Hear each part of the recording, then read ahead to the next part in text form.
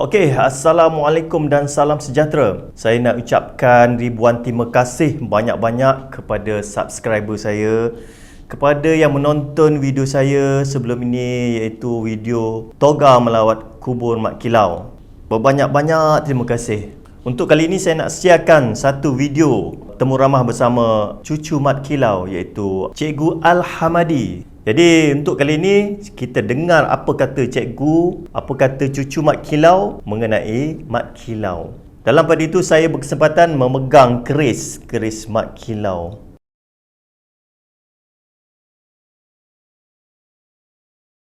Jom kita saksikan. Yang pertama saya nak perkenalkan diri saya dulu. Saya Muhammad Al-Hamadi bin Abu Bakar. Mak saya bernama Zaleha. Zaleha binti Muhammad. Jadi Muhammad itu ialah Mak Kilau. Jadi untuk menampakkan salah silah saya, berbunyi begini. Muhammad Al-Hamadi anak Zaleha, Zaleha anak Mak Kilau. Jadi saya ialah cucu Mak Kilau. Di Kuantan, di Pahang ni sebenarnya, Mak Kilau, di Pahang Mak Kilau ni ada 3 isteri. Satu di Pulau Tawar, satu di Rompin, dan yang ketiga, yang terakhir ialah di Kuantan, iaitu Tok Wan saya. Jadi di luar sana sekiranya ada beberapa golongan yang mengaku bahawa dia cucu cicit Mak Kilau, saya mohonlah supaya diperiksa dengan lebih teliti. Kadang-kadang dia bukannya cucu cicit Mak Kilau, dia sebenarnya di jalur yang lain. Di jalur yang lain yang tidak mengikut titisan Mak Kilau. Mungkin dia di jalur Tok Gajah, mungkin dia di jalur Tok Sarum, iaitu ayah Tok Gajah. Dan mereka ini kadang-kadang mendakwa bahawa mereka ialah cucu cicit Mak Kilau. Ini menimbulkan kekeliruan di dalam masyarakat. Mak Kilau lahir di Kampung Kedondong, Pulau Tawar, Jerantut, Pahang pada tahun 1865 ataupun 66. Di zaman kecilnya, Mak Kilau ni seorang remaja, seorang kanak-kanak yang mempunyai bakat yang tinggi. Dialah yang menjadi ketua remaja di kampungnya, dan bakat-bakat ni menyebabkan orang kampung memanggil dia Kilau kerana berkilau dia punya bakat. Dari situlah bermula nama dipanggil Mat Kilau. Bila orang nama Muhammad ni biasalah akan dipanggil Mat singkatan untuk menampakkan Mat yang mana satu diberi di ujung tu. Itulah asalnya nama Mat Kilau. Penentangan Mat Kilau ialah pada tahun 1890 ketika Inggeris masuk ke negeri Pahang dan cuba memperkenalkan satu sistem Inggeris, iaitu sistem residen, yang mana seorang penasihat daripada kalangan Inggeris diletakkan sebagai mentadbir urus negeri Pahang, cuma tidak masuk dalam istiadat dan juga keagamaan. Di peringkat awalnya, kemasukan Inggeris ini sebenarnya ditentang oleh 2 orang pembesar negeri Pahang, iaitu orang kaya Semantan, iaitu Datuk Bahaman, dan juga orang kaya Indra Gajah Pahang, iaitu Tok Gajah. Bila bermulanya penentangan ni?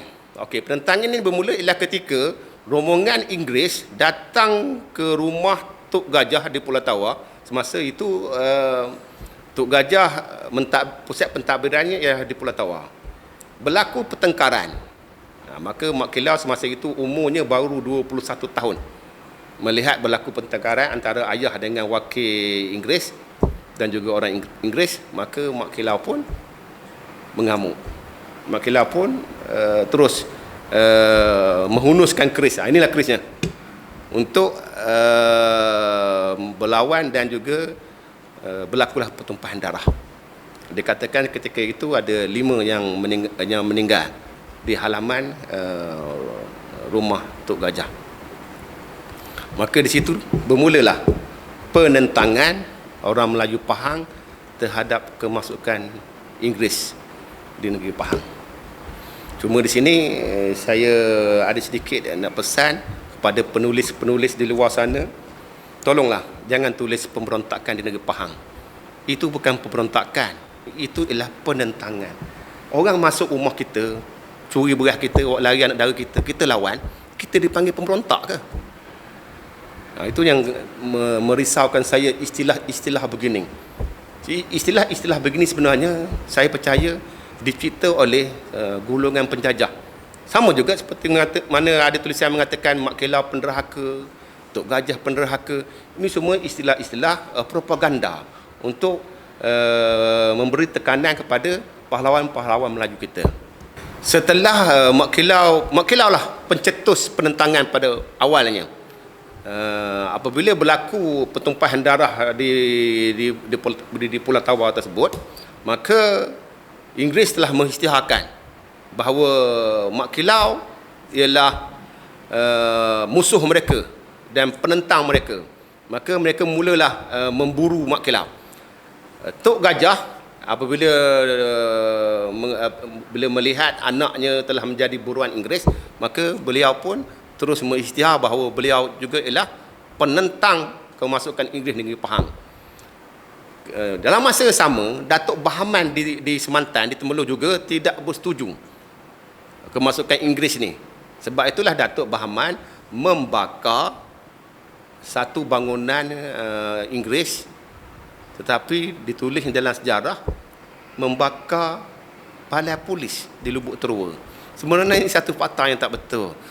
Bukannya balai polis, Datuk Bahaman membakar satu bangunan yang menjadi tempat Inggeris menyimpan barang-barang, bahan-bahan mentah untuk diberi kepada askar-askarnya nanti, tanpa meminta izin daripada Datuk Bahaman sebagai pembesar daerah tersebut. Maka Inggeris mengatakan bahawa dia membakar balai polis untuk kononnya nampak jahatlah Bahaman itu kononnya. Ini semua benda-benda yang tak betul. Jadi Bahaman pun terus bersatu dengan Tok Gajah, bersatu dengan Mak Kilau bagi menentang Inggeris. Pada peringkat awalnya, penentangan Inggeris ni berlaku secara berhadapan. Sehinggalah yang terakhir sekali kubu Mak Kilau, Tok Gajah, Bahaman ni di Kampung Budu, Benta, hangus dibakar. Diserang oleh Inggeris yang diketuai oleh Hugh Clifford. Dikatakan hampir seramai 2 hingga 400 orang Melayu mati syahid di Kampung Budu tersebut. Masih ada lagi peninggalan mereka ni di Kampung Budu, Benta. Apabila kubu besar terakhir Mak Kilau, Tok Gajah, Bahaman hangus dibakar, maka Mak Kilau pun berundur dan merasakan tekanan yang hebat. Mak Kilau dan rombongannya berundur ke Terengganu untuk mendapat suntikan semangat daripada seorang ulama besar. Sebab tu perjuangan mereka ni adalah perjuangan yang berlandaskan agama. Apabila rasa tertekan, rasa mula kendur semangat, mereka meminta suntikan semangat daripada Tok Kupaloh, ulama besar negeri Terengganu. Bermula dari situ, Bahaman, Tok Gajah, Mak Kilau membuat serangan secara gorila. Serang, lari, dan seterusnya.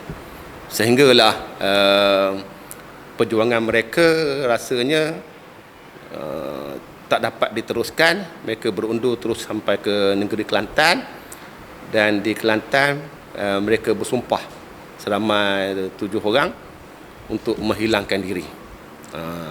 Sumpah tu pegang Al-Quran, dan mereka menyatakan bersama-sama, kita hilangkan diri dan jangan muncul-muncul lagi. Siapa yang melanggar sumpah ini, kalau selamat pun tak hidup, kalau hidup pun tak selamat. Itulah sumpah pendekar-pendekar Pahang. Di sini juga saya nak jelaskan bahawa sebenarnya rombongan pahlawan-pahlawan Melayu Pahang ni pun mempunyai kesilapan strategi perang. Mereka ingat mereka berundur ke Kelantan, ke Patani untuk mendapat bantuan daripada kerajaan Patani. Rupa-rupanya kerajaan Patani ketika itu pun telah ditaluki oleh Siam. Jadi mereka pun tak boleh nak bantu. Dan berlaku pula perjanjian Bangkok. Perjanjian Inggeris yang apa dibuat oleh Inggeris sebelum kita merdeka, semua perjanjian yang menjahanamkan kita. Perjanjian Bangkok tu mengatakan bahawa jika orang Melayu lari ke Siam, Siam tangkap boleh bunuh. Jika orang petani, rakyat Siam yang berjuang menegakkan negara Islam petani lari ke tanah Melayu, Inggeris tangkap boleh bunuh. Itu antara perjanjiannya. Perjanjian ini telah menyebabkan ramai pejuang-pejuang Islam di Nusantara Melayu telah kecundang. 1890 hinggalah 1896. Rasa saya 1896 tu keluar satu statement di Singapura mengatakan bahawa Mak Kilau mati. Memasukkan kematian itu sebenarnya cerdik pandai akal mereka sebenarnya pejuang-pejuang untuk menghilangkan identiti mereka. Jadi mereka terpaksa mengisytiharkan mereka mati. Jadi Mak Kilau ni mungkinlah dia ada sedikit satu kepandaian dia boleh mempensankan diri dia. Bila pensan tu bila diketuk ada banyak versi.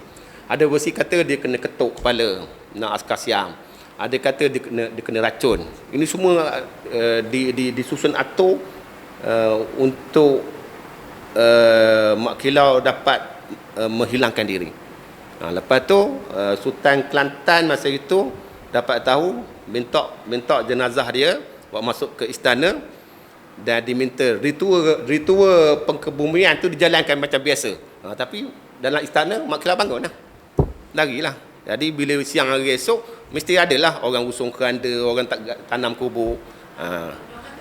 Ya, tanam batang pisang tu untuk nampak berat lah. Bukan kata Mak Kilau tu berubah menjadi batang pisang. Ya, bungkus. Itu sebenarnya. Ya, di Kelantan. Saya rasa macam di Bunuk Payung begitu lah kuburnya.